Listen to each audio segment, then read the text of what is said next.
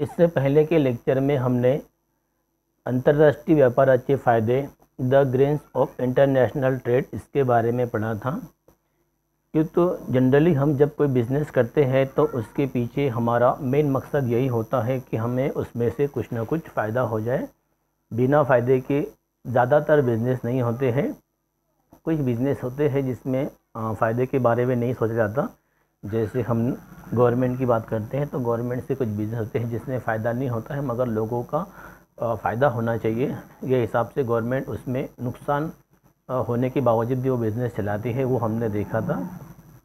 उसी के साथ साथ हमने उसके दो पार्ट्स किए थे जिसके अंदर डोमेस्टिक ग्रेन्स और इंटरनेशनल ग्रेन्स इसमें देखा था हमने कि जो बिज़नेस होता है जो देश के अंदर होता है उसमें से हमको जो फ़ायदा होता है उसको हम डोमेस्टिक ग्रेन्स कहते हैं। उसके बाद जो इंटरनेशनल लेवल पर होता है वहाँ से हमको जब उसका फ़ायदा होता है तो उसे हम इंटरनेशनल ग्रेन्स में जोड़ते हैं। उसके साथ साथ हमने उसकी कुछ कैरेक्टरिस्टिक्स भी देखे थे। Can not be easily measured, different for each country, grains depend on the exchange rate gap, trade is not just profit. इस तरह के कंटेंट्स हमने देखे थे।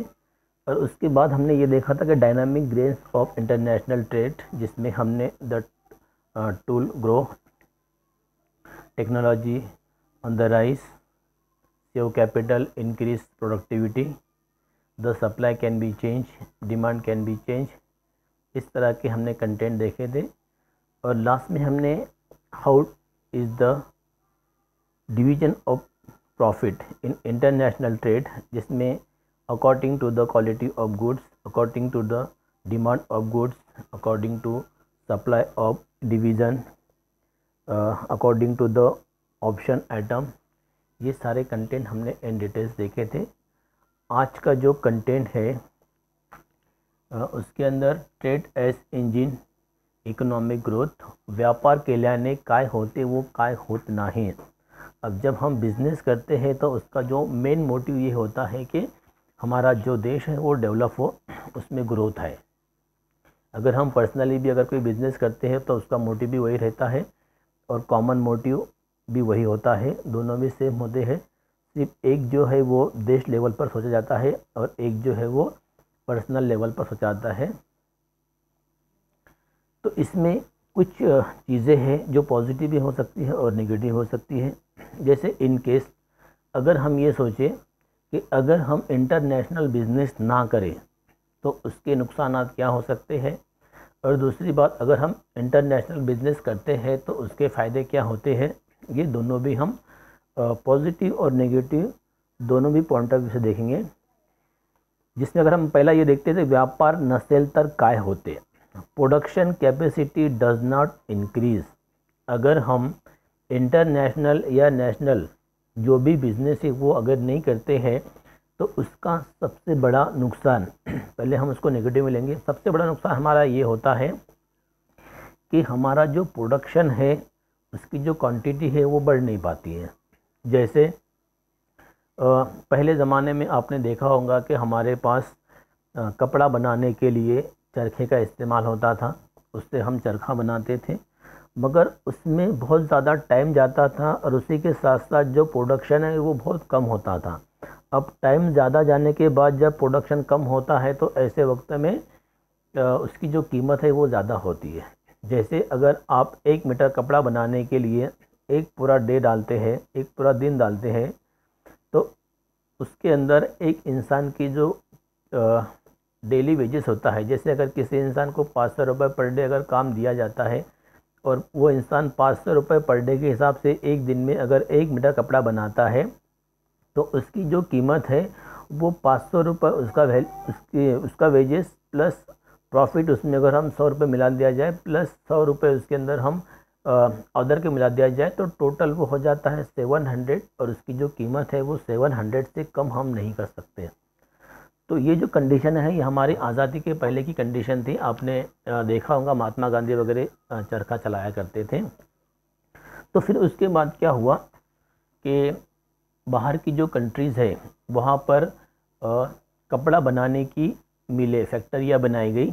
अब वो जो टेक्नोलॉजी है वो हमारे पास नहीं थी, जब हमने इंटरनेशनल बिज़नेस स्टार्ट किया तब हमने क्या किया कि वो टेक्नोलॉजी हमारे पास हम लेकर आए। जब वो टेक्नोलॉजी हमारे पास लेकर आए तो उससे जो है प्रोडक्शन की क्वांटिटी कहीं ज़्यादा बढ़ गई। अब ये होगा उसका एक पॉजिटिव पॉइंट कि हमने उन चीज़ों को हमारे पास लाने के बाद उसका जब इस्तेमाल किया तो उससे हमारा प्रोडक्शन बढ़ गया।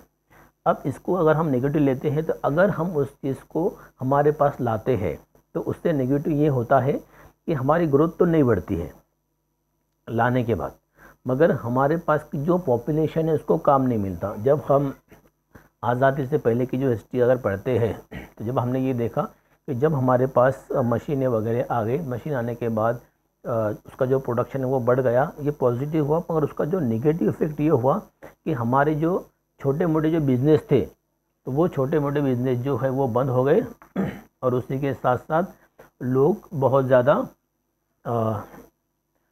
बेकार होने लगे क्योंकि तो उनको काम वगैरह नहीं मिलता था। तो ये उसका एक नेगेटिव पॉइंट हुआ। तो पॉजिटिव और नेगेटिव, अगर हम इंटरनेशनल मार्केट से कोई चीज़ मंगवाते हैं, बिज़नेस करते हैं तो उनका हमें फ़ायदा होता है, उससे प्रोडक्शन वगैरह बढ़ता है। और अगर हम नहीं लाते तो हमारा जो प्रोडक्शन है वो चीज़ नहीं बढ़ती है, वो जैसे कि वैसे ही रहती। अब हम देखें तो हमारे बहुत सारी इंडस्ट्रीज़ ऐसी है जहाँ पर हमने प्रोडक्शन बढ़ाने के लिए बाहर से मशीनरी लाई है और उससे हम प्रोडक्शन बढ़ाते हैं। कभी कभी हम बाहर से जो एक्सपर्ट लोग हैं उनको ही बुलाते हैं। तो जब हम ट्रेड करते हैं तो उसके अंदर हमको फ़ायदा ये होता है कि हमारा प्रोडक्शन बढ़ता है, और नेगेटिव में अगर हम ट्रेड नहीं करते तो हमारा जो प्रोडक्शन है वो नहीं बढ़ने वाला। दोनों चीज़ें हो सकती हैं। और हम इन डीप में अगर जाकर देखते हैं तो इसको हम फ़ायदे में कन्वर्ट कर सकते हैं। जैसे अगर हमने बाहर से मशीनरी अगर नहीं लाई तो उसकी वजह से ये होगा कि हमारे जो इंटरनल लोग हैं उनको काम वगैरह ज़्यादा मिलेगा।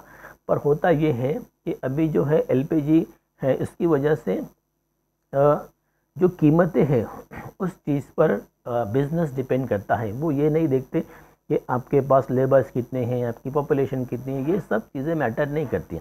मैटर क्या करता है कि आपने जिस चीज़ का प्रोडक्शन किया है उसकी कीमत कितनी है। अगर आपने कोई चीज़ का प्रोडक्शन किया है जिसकी कीमत अगर 50 रुपये है तो हम उस चीज़ को ख़रीदना पसंद करेंगे। दूसरी वो चीज़ें हैं जो हमने हमारे देश में बनाई हैं, जिसमें हमारे लेबर्स ने काम किया है, उसमें उनका खून पसीना लगा है, इसकी वजह से वो उसकी कीमत अगर 100 रुपीज़ है तो हम ये नहीं बोलेंगे कि भाई हमारे देश में तैयार हुआ है, हमारे लोगों ने मेहनत की, इसके लिए हम 100 रुपये इसको पे करके लेंगे। तो ऐसा नहीं होता। जब से हमने एलपीजी को एक्सेप्ट किया है तब से हम सिर्फ कीमत देखते हैं। जिस चीज़ की कीमत कम होगी हम उसे ख़रीदते हैं, जिसकी कीमत ज़्यादा होगी हम उसे नहीं ख़रीदते। जैसे जनरली आजकल जो है चाइना की चीज़ों की जो है डिमांड बहुत ज़्यादा है। इसकी मेन वजह क्या है कि तो उनकी जो कीमत है वो कम है। तो यहाँ पर हम फ़ायदे और नुकसान के बारे में नहीं सोचते कि इससे हमें क्या फ़ायदा है, इससे हमें क्या नुकसान है। तो यहाँ पर हम ये सोचते हैं कि किस चीज़ की कीमत कम है। तर या ठिकाणी जो पहिला मुद्दा आहे त्यामध्ये काय आहे की आपण जेव्हा आंतरराष्ट्रीय व्यापार करतो किंवा राष्ट्रीय व्यापार करतो तर त्या व्यापारातून आपली वृद्धी कशी होते, आपला विकास कसा होतो। मग आपण या ठिकाणी दोन्ही जे पॉईंट आहेत ते डिस्कस करणार आहेत। उदाहरणार्थ जर समजा आपण परकीय गोष्टी आयात केल्या नाहीत, परकीय तंत्रज्ञान घेतले नाही तर त्याचे फायदे काय होणार आहेत आणि तोटे काय होणार आहेत, मग आपण घ्यावे किंवा नाही घेऊ। मग त्यातला जो पहिला मुद्दा आहे तो आपण बघू की उत्पादन क्षमता वाढत नाही। म्हणजे जर आपण परकीय देशात निर्माण होणारे तंत्रज्ञान जर आपल्या देशामध्ये आणले नाही तर त्यामुळे आपला जो विकास आहे तो विकास होणार नाहीत, आपली जी उत्पादन क्षमता आहे ती वाढणार नाहीत असं आपण गृहीत धरूया। उदाहरणार्थ जर आपण आपला देश स्वतंत्र होण्या अगोदरचा जर इतिहास बघितला तर त्या इतिहासामध्ये काय होतं की आपण जे हे कापड वगैरे जे हे ते तयार करायचो आणि कापड तयार करण्यासाठी लागणारा वेळ हा खूप जास्त होता, त्यासाठी लागणारे मजूर हे जास्त होते, परंतु त्यामधून मिळणारा उत्पन्न, त्यामधून मिळणारे जे आउटपुट आहे ते अति अल्प होतं। मग अशा वेळेस काय होतं, जर समजा आज जर आपण विचार केला की एका व्यक्तीला आज कमीत कमी 500 रुपये रोज आहेत, मग आपण एक व्यक्ती 500 रुपये रोजाने कामाला लावलं आणि त्या व्यक्तीने स्वतःच्या जे पारंपरिक साधनं आहेत त्यांचा वापर करून दिवसभरामधून 1 मीटर कापड तयार केलं तर मग आपण त्याची किंमत किती लावणार, तर 500 रुपये त्या व्यक्तीचं वेतन प्लस 100 रुपये त्याचा नफा जो मालक असेल तो, त्यानंतर जे कच्चा माल वगैरे असेल किंवा वीज असेल किंवा बाकी ज्या गोष्टी असतील त्याचा आपण 100 रुपये धरलं तर एकूण झालं 700 रुपये. मग तो व्यक्ती कमीत कमी त्या वस्तूची किंमत 700 रुपये लावू शकतो किंवा जर त्याने ठरवलं की आपल्याला नफा घ्यायचा नाही तर तो त्याची किंमत कमीत कमी 600 रुपये लावू शकतो. यापेक्षा तो त्याची किंमत कमी करू शकत नाही. जर केली तर त्याला नुकसान होऊ शकते. मग अशा वेळेस काय होतं की त्या वस्तूच्या ज्या किमती आहेत ते वाढतात. त्या उलट जर आपण परकीय देशातून जे यंत्रसामग्री आहे ते आणलं तर त्यातून आपलं जे उत्पादन आहे ते भरमसाठ वाढतं. आणि व्यापार जर म्हटलं तर त्यामध्ये चांगलं आणि वाईट या गोष्टींचं काही प्रमाणात निग्लेक्ट केलं जातं, ते सोडलं जातं. म्हणजे आपण जर यंत्रांचा वापर जास्त केला तर अशा वेळेस आपल्या देशामधील जे लोक आहेत त्यांना काम मिळेल की नाही, तर ही जी गोष्ट हे निग्लेक्टिव्ह आहे, त्याला आपण जास्त तूल देऊ शकत नाही. समजलं? ते आपल्याला काही प्रमाणात का होत नाही, सोडून द्यावं लागतं. आजकाल कसं आहे की आपण जे हे 1992 पासून LPG धोरण आहे ते स्वीकारलेलं आहेत. त्यामुळे होतं काय की कोणत्याही वस्तूची मागणी त्याच्या किमतीवर जास्तीत जास्त अवलंबून असते. कारण कसं, जर समजा आपण एक वस्तू तयार करण्यासाठी 50 रुपये खर्च आलं, कारण आपण ती जी वस्तू आहे ती पारंपरिक पद्धतीने तयार केली. त्या उलट परकीय जे देश आहे त्यांनी तंत्रज्ञान वगैरे वापरलं आणि त्यांनी तीच वस्तू आपल्याला 10 रुपयामध्ये आणून दिली. मग दोन्ही वस्तू आज बाजारपेठेमध्ये उपलब्ध असतात, कारण पहिले सांगितलं मी आपल्याकडे LPG आहेत. मग LPGमुळे काय होतं, दोन्ही वस्तू जेव्हा बाजारामध्ये उपलब्ध असतात तेव्हा समोरचा जो व्यक्ती जो ग्राहक आहे त्याच्या मनामध्ये असं मानवी भावना निर्माण होते. अशातला भाग नाही आहेत की समजा आपल्या देशामध्ये जी वस्तू निर्माण झाली त्याची किंमत 50 रुपये आहेत, पण ती जी वस्तू निर्माण करणारे लोक आहेत ते आपले भारतीय लोक आहेत आणि ते गरीब लोक आहेत, त्यामुळे आपण त्यांना 50 रुपये देऊन ती वस्तू विकत घेऊ. तर अशी जी भावना आहे ती लोकांच्या मध्ये निर्माण होणारच नाहीत आणि जरी झाली तर त्याचं प्रमाण हे खूप कमी असेल. मग अशा वेळेस ग्राहक काय विचार करतो, अशा वेळेस ग्राहक विचार करतो की कोणती वस्तू आपल्याला सहज आणि स्वस्त मिळणार आहे. जी वस्तू आपल्याला सहज आणि स्वस्त मिळणार आहे त्याच वस्तूचं आपण खरेदी करू. मग अशा वेळेस काय होतं की जे चायनाकडून येणारी जी वस्तू आहे ती स्वस्त असल्यामुळे आपण त्याची खरेदी करतो आणि बाकीच्या गोष्टी खरेदी करत नाहीत. मग आपण जर परकीय तंत्रज्ञान आपल्या देशामध्ये आणलं तर त्यामुळे आपलं जे उत्पादन हे ते वाढतं. उत्पादन वाढलं म्हणजे साहजिकच त्याची किंमत कमी होते आणि जे इतर देश आहे त्यांच्या वस्तूच्या किमतीनुसार आपण स्पर्धा करू शकतो आणि बाजारपेठेमध्ये टिकू शकतो. मग आपण परकीय देशाच्या जे तंत्रज्ञान आहे ते जर आणलं तर साहजिकच आपली उत्पादन क्षमता वाढू शकते आणि जर नाही आणलं तर आपली उत्पादन क्षमता ही कमीच राहणार आहे, पण आपण ते स्पर्धक ठरू शकणार नाहीत. उसके बाद जो सेकंड पॉइंट है, डिमांड इज़ नॉट ग्रो. आपली जी मागणी है ती वाढणार नहीं. अब जनरली किसी भी चीज़ की डिमांड कब बढ़ती है, जब उसके अंदर क्वालिटी होती है. जैसे इन केस अगर हमारे देश के अंदर हमने टीवी वगैरह बनाए हैं या कुछ ऐसी चीज़ें बनाए हैं जो हाई क्वालिटी की है, तो जनरली होता ये है कि जब हमारे पास जो चीज़ बनती है उसमें अगर क्वालिटी अवेलेबल नहीं है, भले ही वो अपने देश में बनी हुई है, तो उस चीज़ की जो डिमांड है वो कम हो जाती है. उस चीज़ की डिमांड कब बढ़ती है, उसके ब्रांड के ऊपर, उसकी क्वालिटी के ऊपर. अब जनरली हमारे पास अगर दो चीज़ें हैं, एक वो चीज़ जो इंडिया में बनी है और दूसरी वो चीज़ जो जापान में बनी है या जर्मनी में बनी है, तो हमारी जो टेंडेंसी है वो टेंडेंसी क्या है कि हम जापान और जर्मनी की जो चीज़ें हैं उसको ख़रीदी करेंगे, उसको परचेज़ करेंगे. अब यहाँ पर जो इंडिया की बनी हुई चीज़ है उसको हम निगलेक्ट करते हैं. उसकी वजह ये है कि हम उनकी जो क्वालिटी है उसको देखते हैं कि भाई किस में क्वालिटी ज़्यादा है. अब कीमत भी हो चुकी है और क्वालिटी भी हो चुकी है. अगर किसी चीज़ की क्वालिटी हाई लेवल की है और उसकी कीमत भी ज़्यादा है तब भी हम उस चीज़ को ख़रीदना पसंद करेंगे. अगर कोई चीज़ हमारे देश में बनी है, उसकी क्वालिटी अगर थोड़ी लो है और कीमत भी अगर लो है, तो हम उस चीज़ को ख़रीदी करना पसंद नहीं करेंगे. तो अगर हम बाहर की जो टेक्नोलॉजी है या बाहर का जो बिज़नेस है उसको अगर हम एक्सेप्ट नहीं करते हैं तो ऐसे वक्त में हमारी जो डिमांड है वो कम हो जाती है। जनरली होता ये है कि हम जो चीज़ें वगैरह ख़रीदते हैं, जैसे इलेक्ट्रॉनिक चीज़ें हो गई या कुछ गैजेट वगैरह हो गए, तो वो चीज़ें अगर जापान से है तो उसे हम ज़्यादा डिमांड करते हैं। तो ऐसे वक्त में हम अगर वो चीज़ इंडिया में अगर नहीं बना सकते हैं तो फिर हमें क्या करना पड़ेगा, हमें जापान से वो जो चीज़ें हैं उनको इंडिया में मंगाना पड़ेगा और उसको हम यहाँ पर मैन्युफैक्चरिंग करके उस चीज़ को अच्छे दामों में बेच सकते हैं। तो जब हम कोई चीज़ जापान से इंडिया में मंगाते हैं तो मतलब हम उनके साथ ट्रेड करते हैं, मतलब ट्रेड करने से वो चीज़ें हमारे पास आ गई और हम अब बिज़नेस कर रहे हैं। अब यहाँ पर हम ये सोचते हैं कि ठीक है, हम उनसे हम ट्रेड नहीं करेंगे, हम बिज़नेस नहीं करेंगे। तो फिर ऐसे वक्त में क्या होगा कि हम जापान से जो रॉ मटेरियल है वो हमारे पास नहीं लाएंगे और हमारा जो रॉ मटेरियल है उसका इस्तेमाल करके हम उस चीज़ का प्रोडक्शन करेंगे। अब इंडिया में वो चीज़ का प्रोडक्शन हो चुका है, जापान में भी वो चीज़ का प्रोडक्शन हो चुका है। अब जबकि एलपीजी है तो जापान उस चीज़ को हमारे मार्केट में लाकर बेचेगा, उसी के साथ साथ इंडिया भी उस चीज़ को मार्केट में लाकर बेचेगा, दोनों भी बेच रहे हैं। मगर सीधी सी बात है, अगर उनकी क्वालिटी हाई लेवल की है तो ऐसे वक्त में हम उनकी चीज़ें ख़रीदेंगे और हमारी जो चीज़ें हैं वो छोड़ देंगे। अब यहाँ पर हमें अगर डिमांड को इंक्रीज़ करना है तो डिमांड इंक्रीज़ करने के लिए हमें अदर जो कंट्रीज़ है जहाँ पर उस चीज़ के स्पेयर पार्ट या रॉ मटेरियल अच्छी क्वालिटी में अवेलेबल होता है उनको हम इंडिया में लेकर आएंगे और उसके ऊपर प्रोडक्शन करेंगे। ये हो गई इसकी दोनों चीज़ें।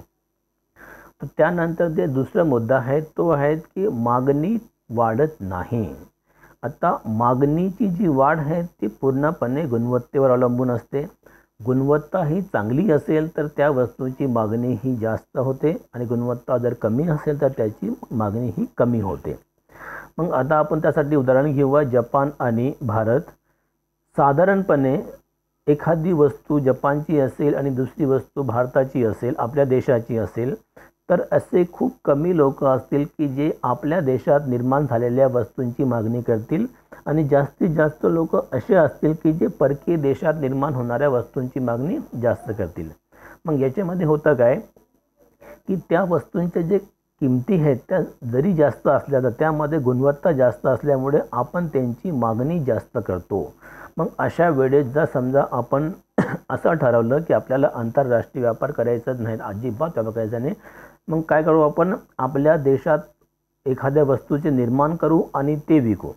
जपान किंवा इतर देशाकडून आपण त्या वस्तूंचे स्पेअर पार्ट वगैरे मागणार नाहीत। मग आपण जेव्हा त्या वस्तू निर्माण करू, निर्माण केल्यानंतर आपण ती वस्तू बाजारपेठेमध्ये नेऊ। त्यानंतर जपानने एखादी वस्तू निर्माण केली, साधारणपणे आपण समजा टीव्ही जरी उदाहरण घेतलं तर काय होतं की जपानने त्या वस्तू निर्माण केल्या आणि त्यांनी सुद्धा त्या बाजारपेठेमध्ये आणल्या। आता आपल्या बाजारपेठेमध्ये जपानच्या वस्तू येऊ शकतात कारण आपण तसं जागतिक करार केलेले आहेत। मग आपण निर्माण केलेली वस्तू आणि जपानने निर्माण केलेली वस्तू जेव्हा दोन्ही वस्तू बाजारपेठेमध्ये येतील तर साहजिक असे त्यांची जी क्वालिटी ही ती आपल्यापेक्षा चांगली असल्यामुळे या ठिकाणी लोक असा विचार करणार नाहीत की आपला देश आहे, आपला देश असल्यामुळे आपण आपलीच वस्तू खरेदी करू, असं विचार करणारे लोक असले तरी त्यांचं प्रमाण हे खूप कमी असेल आणि जास्तीत जास्त लोक जे हे जपानच्या वस्तूंची मागणी करतील। मग अशा वेळेस आपल्या वस्तूंची मागणी ही कमी होईल। मग जर आपल्याला आपल्या वस्तूंची मागणी वाढवायची असेल तर अशा वेळेस आपण त्या वस्तूंचे उत्पादन आपल्या देशामध्ये करायला हवे। साहजिक असे आपल्याकडे तेवढं तंत्रज्ञान अवेलेबल नाही आहेत, मग आपण तंत्रज्ञान परकीय देशाकडून आयात करू किंवा त्यांनी निर्माण केलेला कच्चा माल त्या ठिकाणी आपण आयात करू आणि ते असेंबल करून आपल्या बाजारामध्ये विकू।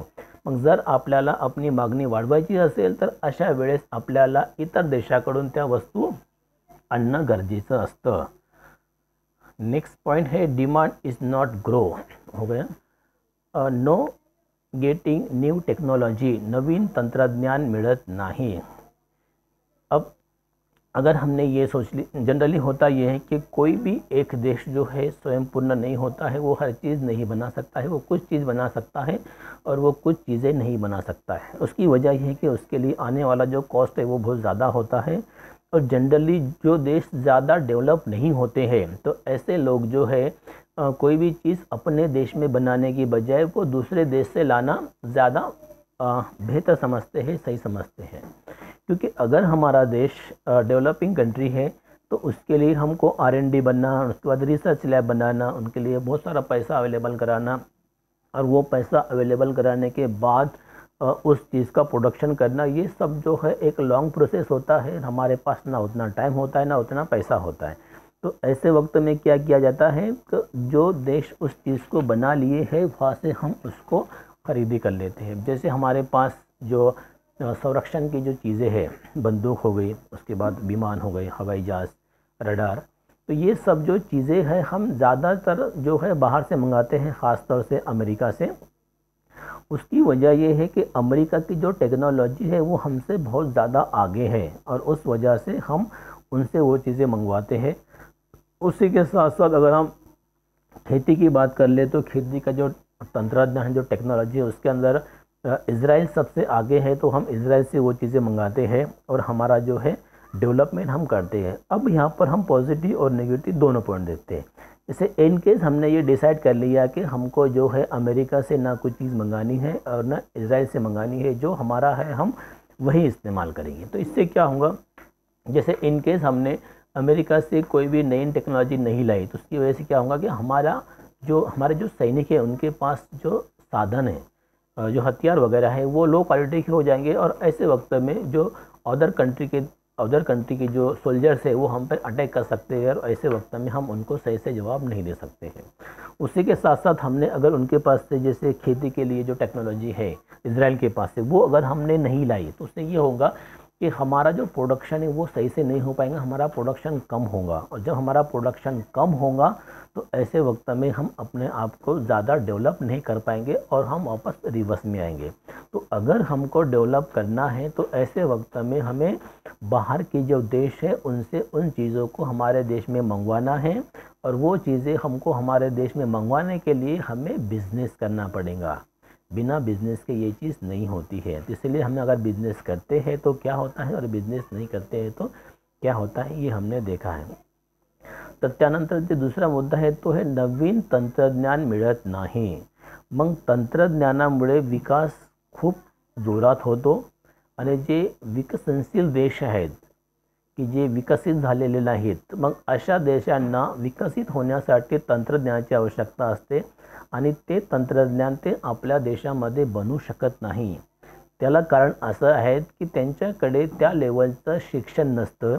दुसरी गोष्ट, ती गोष्ट शोधण्यासाठी लागणारा वेळ हा जास्त असतो, त्यानंतर त्यावर होणारा खर्च हा खूप जास्त असतो।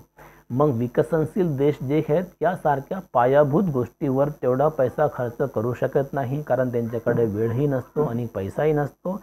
मग अशा वेळेस ते काय करतात की जे विकसित देश आहे ज्यांनी हे तंत्रज्ञान शोधून काढलेले आहेत, ते तंत्रज्ञान ते त्यांच्याकडून विकत घेतात आणि आपले जे उत्पादन आहे ते वाढवतात।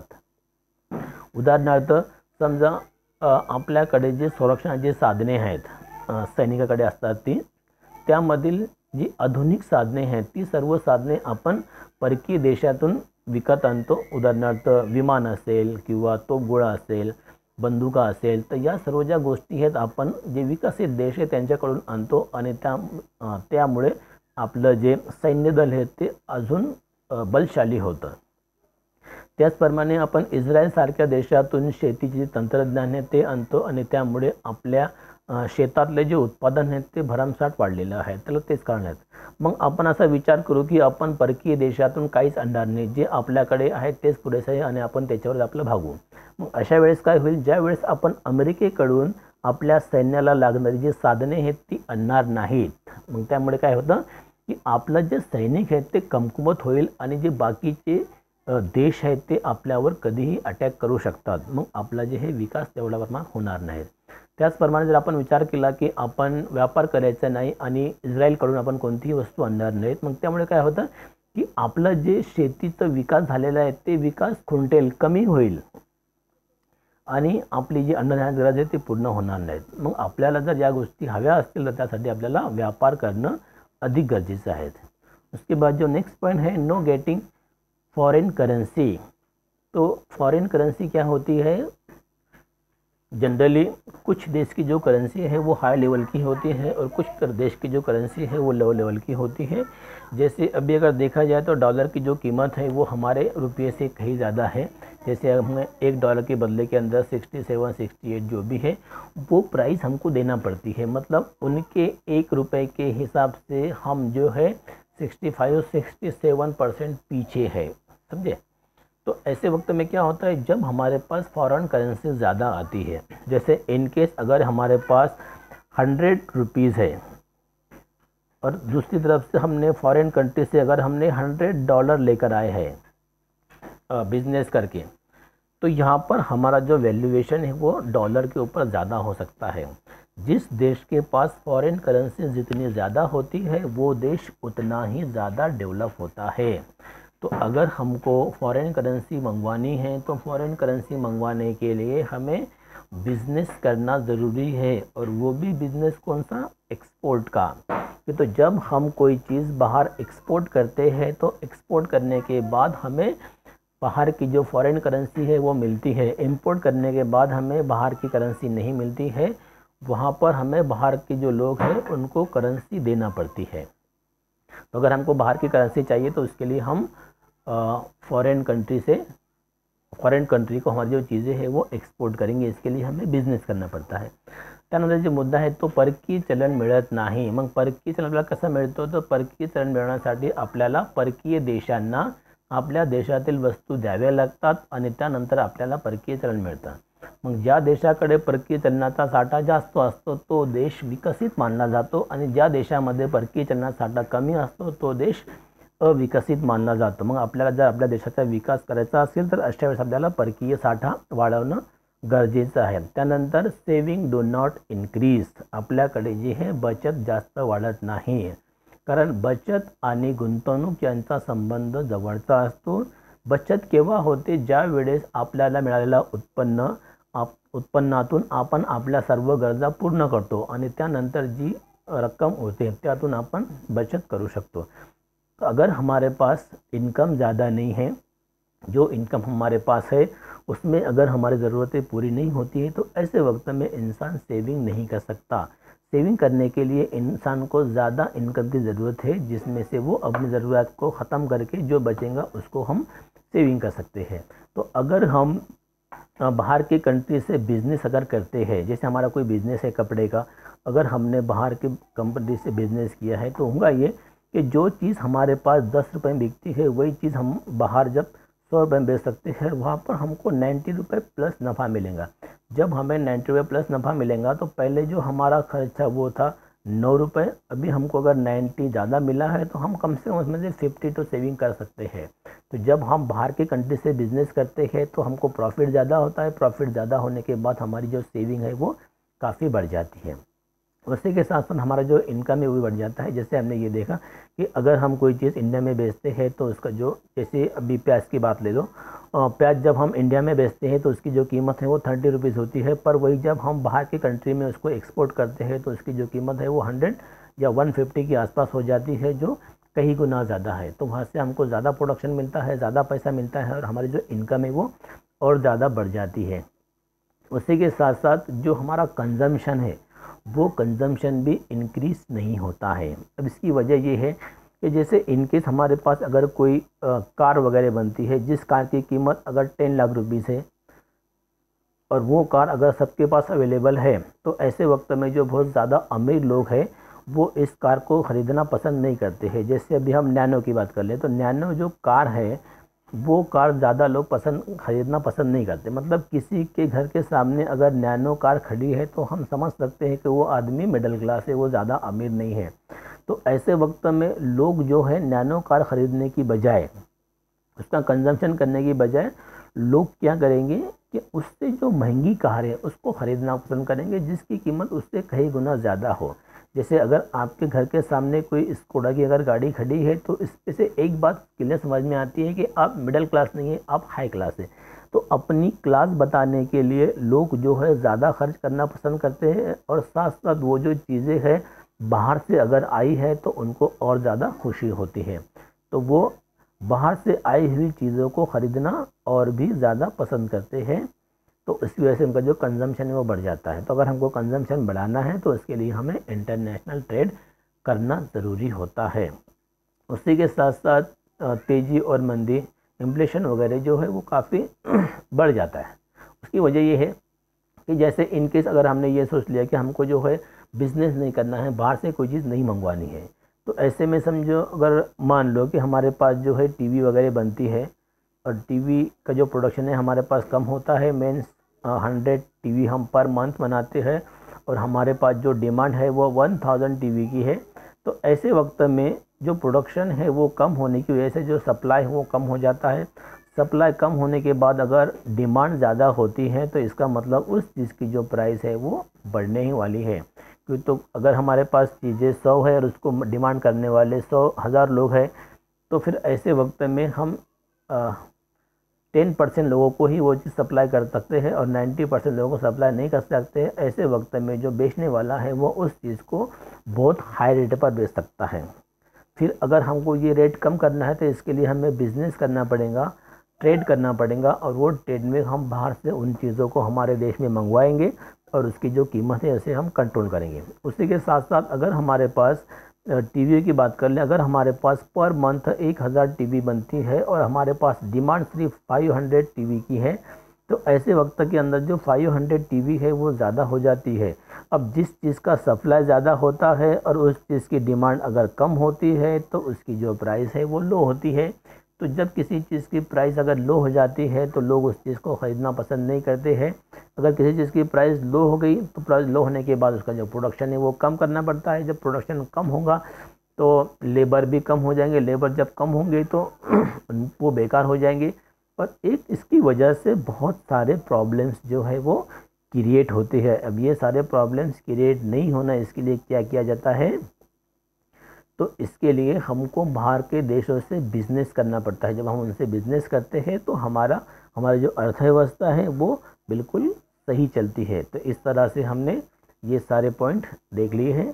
अब अगले लेक्चर में हम नेक्स्ट पॉइंट